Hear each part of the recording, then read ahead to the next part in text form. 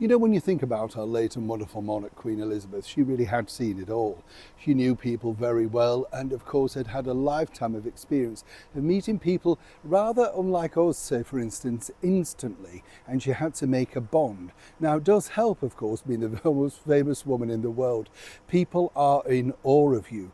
I was there on many occasions when the Queen stepped out of the car, and even the most sort of ardent sort of people of strength would look a little bit quivery, knowing that she's going to come over in their direction to shake their hand. And even in later years, as an elderly lady, you know, she still had that power, that sheer magnetism. And that was the thing. She knew people. Of course, together with His Royal Highness the Duke of Edinburgh, Prince Philip, of course, they made an incredible team, because between them, they'd literally dealt with so many people. I would have loved to have been at a dinner table or a breakfast table, listening to them sort of chinning away about exactly, you know, what they thought about someone, or whether they thought they were fun or not fun. You know, must have been incredible.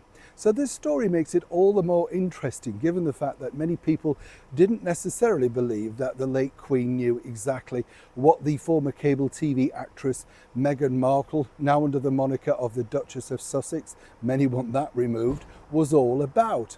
You see, it's interesting because they saw this lady going on a trip with her, for instance, on the royal train, and, you know, having this sort of bonding session where, according to Meghan, they got on incredibly well, and it was all down to the fact that she instantly bonded with the corgis.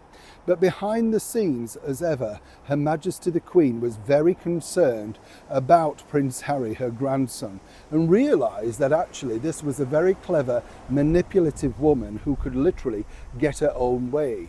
But actually, it was her intervention that changed things. Let me explain. Morning, nice to see you. You're right. Yes, good. No, are you? Wave if you are. Well, no, I'll do it, yes. Wave to each other. You're all right, are you? Nice to have your company today. You're all right.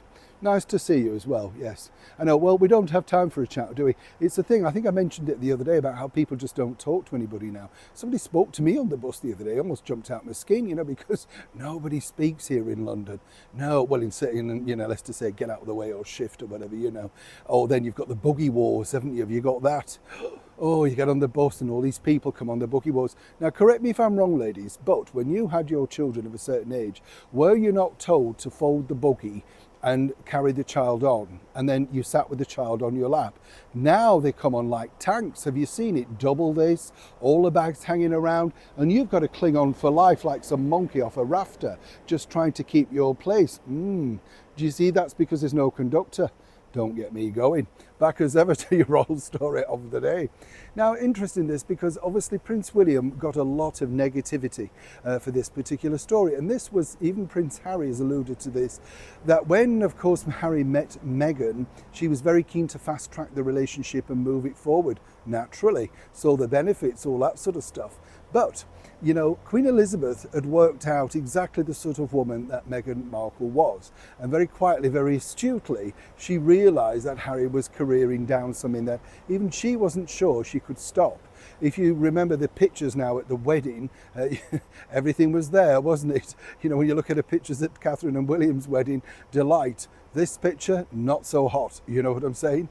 Now, where it gets interesting is she decided the best person to try and calm Prince Harry down was none other than his brother, Prince William, and that's the reason why he gets the blame for this story. But the true story really was that actually it was the Queen, and then even the intervention of the Duke of Edinburgh, very tactfully saying, you know, she's an actress, be careful, slow down, that sort of stuff.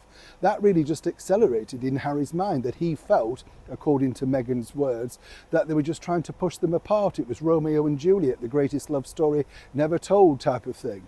And that truly is the background to this. And the reason why I share this with you is because, of course, William gets a lot of bad press about how allegedly he treated Meghan. He was working on behalf of the Queen and obviously for the good feeling and love for his younger brother. Harry chooses to see this the other way. Harry knew this really came from Her Majesty the Queen, and so did Meghan, and that's part of the reason why there was, shall we say, a frostiness, whatever Meghan says, between the Queen and Meghan Markle. It's always good to clear these stories up, right? Neil Sean in the very heart of London.